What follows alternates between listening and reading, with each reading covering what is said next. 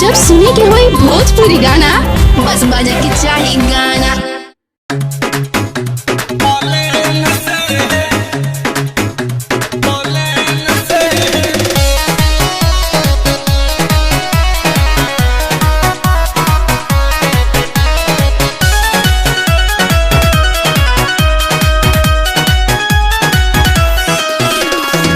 भागे के भागनी हम अपना घर से, कापे करे जा बड़ी पापा जी के डर से। अरे जब नहीं था कूदी तो क्यों लंका में कूदी। भागे के भागनी हम अपना घर से, कापे करे जा बड़ी पापा जी के डर से।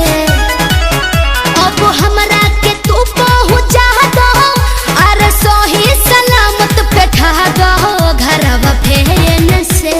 अरे काहे रे इतना डर काहे रही है, हम समझ ना है। ना हमरा बहुत डर लगता, पहुंचा दो। लैलियो तारेन से रे सुगिया, घुमैलियो पलेन से। लैलियो तारेन से रे सुगिया, घुमैलियो पलेन से। दहजियो पपैठ गइली हमरे ही देन से। जहजियो पपैठ गइली हमरे ही देन से। दहजियो पपैठ गइली। हम ना मानम, हम जइबे करब।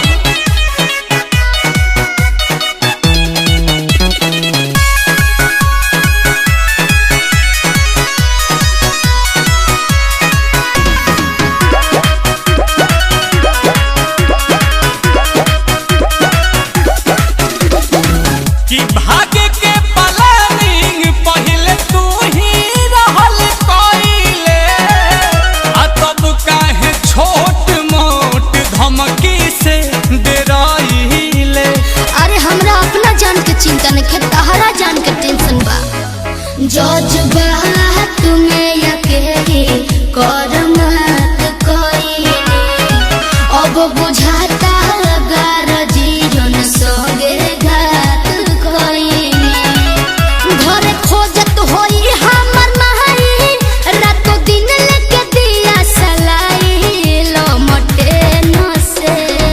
अरे फेरे खाली सोच ले बरेन से। ना पहुँचेबो तो देही पर गिरा लेब किरासन जरकेन से। ताही में लागल रही कछा नवटे न से।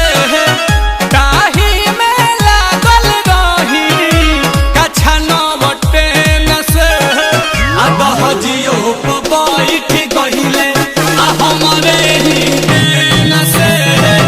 जहजियो पपैठ गइली हमरे ही देन से।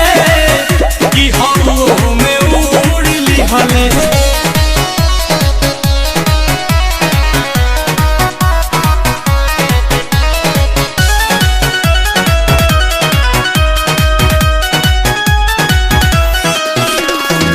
कि तिहने दिन तो संगे सुतले अब कहे उबाले।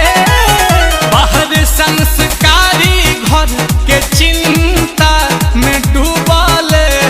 आशुतोष मुखिया FIR लिखवा दिले बड़े। नील कोमल घरे जाके साफ सीधा हो जाए, ना कहले बिन बियाहे हम विधवा हो जाए। बटे फोटो थाना में दिया है, बड़े सोनू सुधा कर बनाए सिकड़ चेन से। अरे हम आदमी भेज दिले बानी गोला बगेन से। तू खोजा तारा मारुति भैन से मुआ दी हस। कि हमर होके हम जानी बुझी है लादेन से। कि हमर होके हम जानी बुझी है लादेन से। आ दहजियो पचढ़ली हमे कि हमरे ही देन से। दहजियो पपैठ गइली कि हमरे ही देन से। हलै तो पे चढ़ली हले। ए जा हो तार गिद्ध के जनम छोड़ा दे हनी हट। लैलियो तारेन से रे सुगिया, घुमैलियो पलेन से। लैलियो तारेन से रे सुगिया, घुमैलियो पलेन से।